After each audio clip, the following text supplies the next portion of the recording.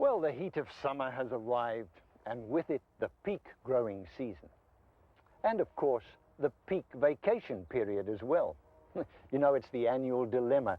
Just when your garden starts to need you most, the weather is ideal for taking the family away on vacation. If while you're gone, there's no rain at all, and you have soil remotely like my sandy soil, the garden will have wilted badly long before you return. On the other hand, if the rains are regular, the weeds will have taken over. What to do?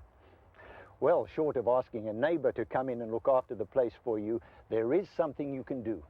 You can vacation-proof the garden. Really, you're mulching the garden, and it involves the standard newspaper, very wet I might add, and some more attractive mulch. In this case, it's a bark mulch that I have, and I'll use it just to pretty up the place afterwards.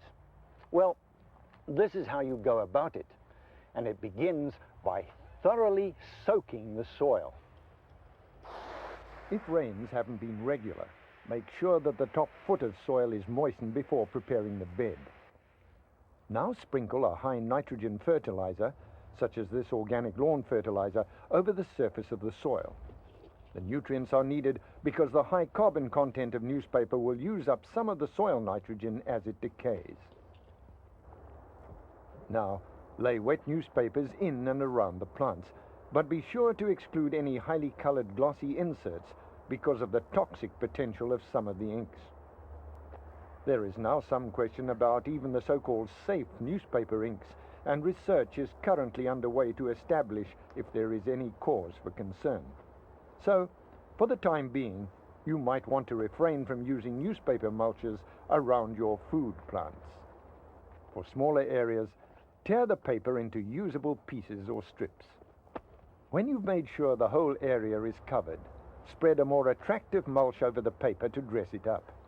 I often use shredded leaves or sometimes straw, but in this instance I'm using bark mulch, which tends to look somewhat more finished in highly visible areas.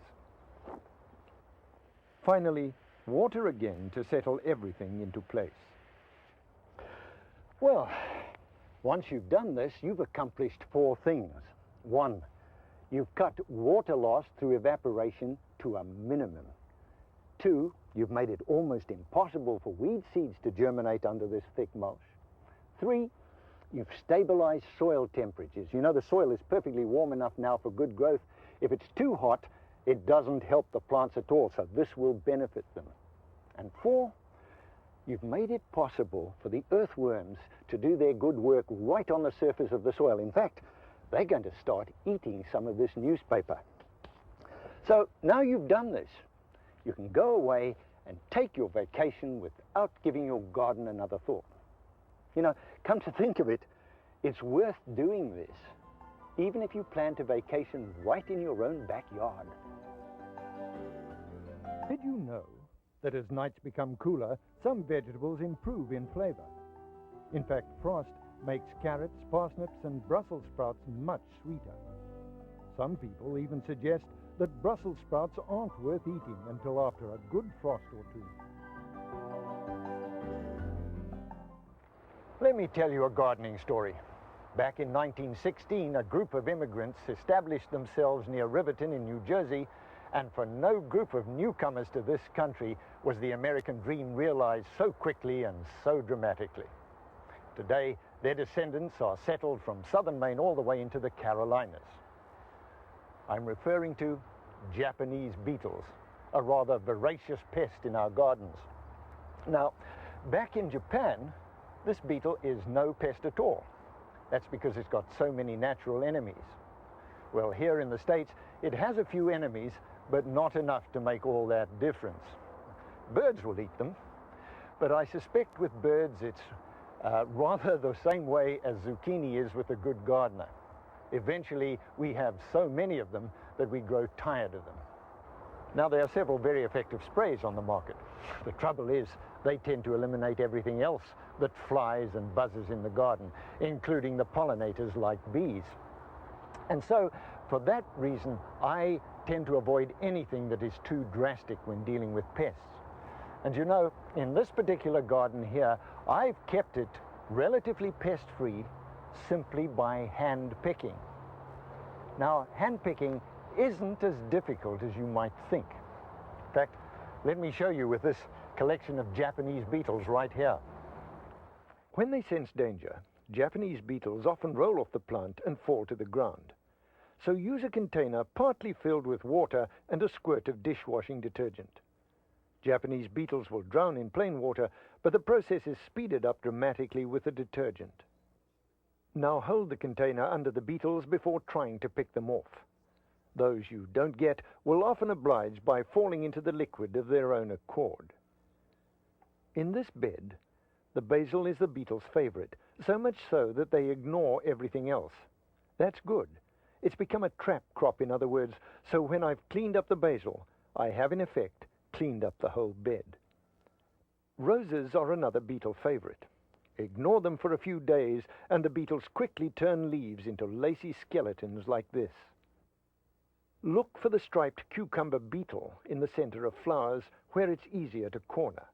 Otherwise, it's almost impossible to catch other than first thing in the morning.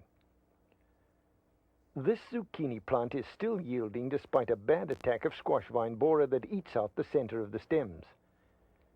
If you haven't beaten the borer by dusting rotenone over the base of the stems before the eggs hatch, the only way to get at the pest is to go in after it.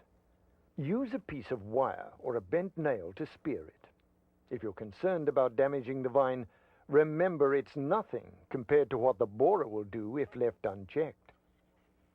Whitefly is seldom a problem in the outdoor garden because of so many natural enemies, but if you do find any, an effective, non-toxic way to remove them is by vacuuming them off the plant with a little handheld cleaner. So keeping your garden pest-free with just your hands is possible. But remember, the key to success is consistency. Here's a good green tip for making your own Japanese beetle trap. Start with an old plastic jug with a convenient hole cut into the top. Half fill with water and add half a cup of sugar. Add 1 spoonful of powdered yeast and stir well. Then cut up some partially rotting fruit. Peaches, plums, or nectarines are good, but any fruit will do, and add to the mixture. Stir well and place in direct sun for a few days. The heat of the sun will get the fermentation process underway. When it begins to smell like fruit wine, place the jug in a corner of your garden so that the beetles will be drawn to the wine and away from the crops and flowers you want to protect.